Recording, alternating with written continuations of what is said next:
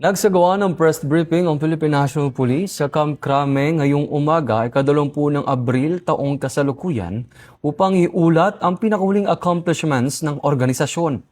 Ayon kay Police Brigadier General Randolph T. Tuanyo, ang Chief Public Information Office, patuloy ang pagpapatupad ng Safer Cities Initiative sa pamamagitan ng pinaigting na police visibility, masinsinang law enforcement operations at pakikipag-ugnayan sa mga lokal na pamahalaan. Binigyan din ang patuloy na pagbaba ng crime incidents at ang mahigpit na pagbabantay sa mga gasoline station laban sa hoarding at overpricing.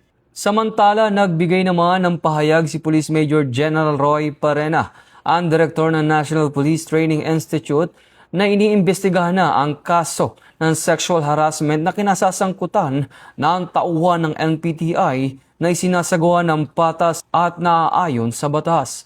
Nagbigay naman ng update si Police Brigadier General Noel Balyo, ang Direktor ng PNP Logistics Support Service, hinggil sa insidente ng isang PNP marked vehicle.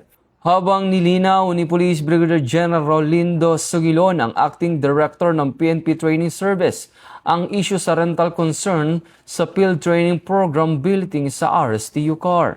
Muling pinagtibay ng PNP ang kanilang pangako sa pagpapanatili ng kapayapaan at kaayusan kasabay ng pagsusulong ng integridad, transparency at accountability sa hanay ng kapulisan. Ito ang bagong PNP para sa bagong Pilipinas. Serbisyong mabilis, tapat at nararamdaman.